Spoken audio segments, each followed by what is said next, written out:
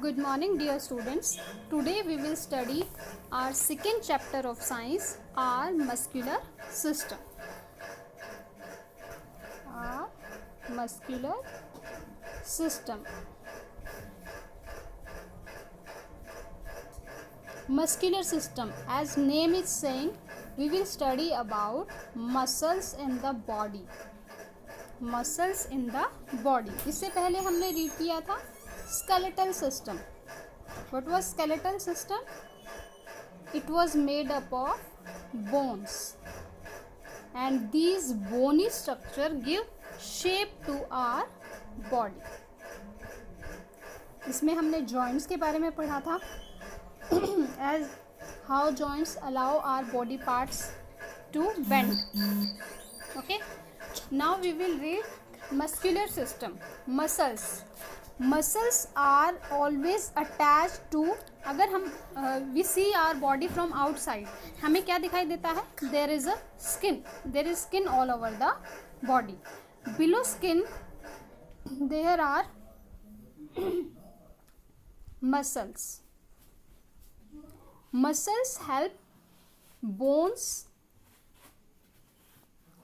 and bones are attached together. ये दोनों मिलकर काम करते हैं. हमारी बोन्स क्या हम देखें सोचें तो क्या है, हार्ड है. वो हर तरीके की मूवमेंट को अलाउ नहीं कर सकती. तो उन सब मूवमेंट्स को हमारे body parts, every body part does movement, तो उन मूवमेंट्स को करने के लिए we need muscles. So muscles are attached with the bones.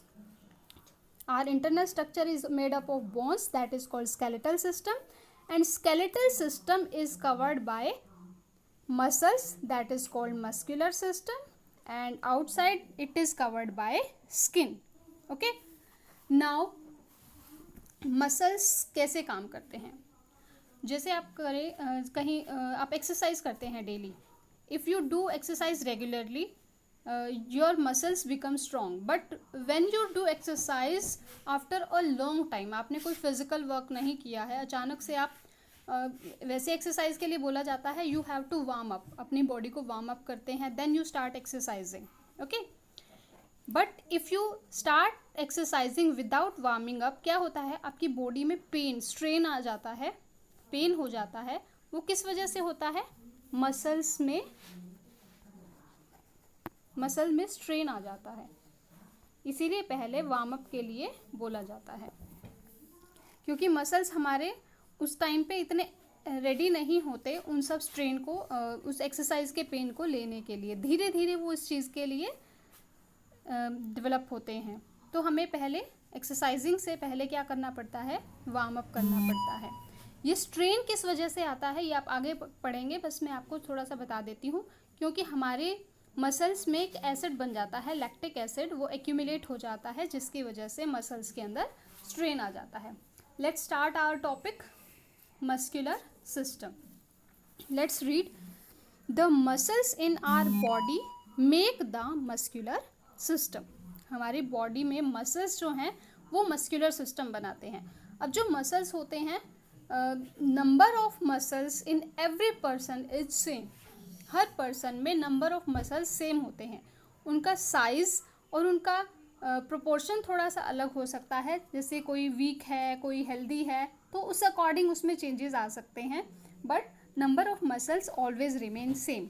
जैसे हमारी बोन्स होती हैं, इन्फेंट बेबी में बोन्स कितनी होती हैं? 300. और जैसे जैसे बड़े होते जाते हैं वो जॉइन हो जाती हैं आपस में, and this become 206 in every person.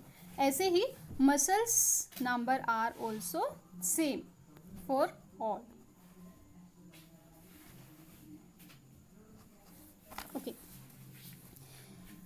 Without which we can not stand. Muscular system के बिना हम ना खड़े हो सकते हैं. We can't walk, we can't run, और we can't sit. Therefore, it is necessary to exercise every day. So it is need कि हम अपने मसल्स को स्ट्रॉन्ग करने के लिए क्या करें? एक्सरसाइज करें daily, and eat healthy food to keep our muscle strong and healthy. Now jump start. True or false? We have to write true or false. Is this true or false? Muscles are covered with bones. अभी अब मैंने आपको बताया which are covered with bone, muscles are covered with bones or bones are covered with muscles?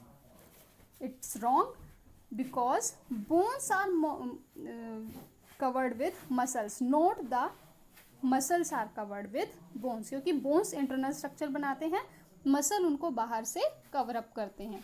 So it's false. Okay. Muscles are of two types, skeletal and cardiac. ये we will read it further कि muscles two types के नहीं होते, they are of three types. So it is also false. Bones cannot move without muscles. Bones muscles के बिना move नहीं कर सकती. It's true. Without muscles, bones can't move. Regular exercise and healthy diet make our muscles weak. Is it true? No. Regular exercise and healthy diet do not make our muscles weak. It makes our muscle strong. So it's false. Now, second question is, write two activities that you can do with the help of your muscles. We do each and every activity with the help of muscles. So we can write any of the two or three. We can run with the help of muscles. We can stand with the help of muscles. And we can write with the help of muscles. You have to write all this in your book, page number 173.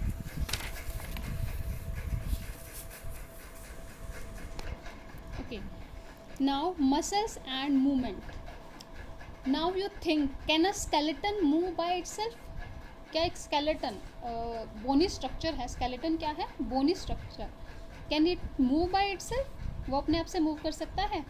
सोचो आप, कर सकता है क्या? No, skeleton cannot move itself. It helps it move with the help of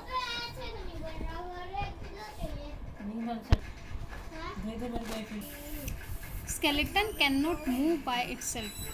Skeleton move with the help of muscles. With the help of muscles. Muscles help in body movement. It is possible to perform everyday activities like carrying a school bag. You carry a school bag, you need help of a muscle.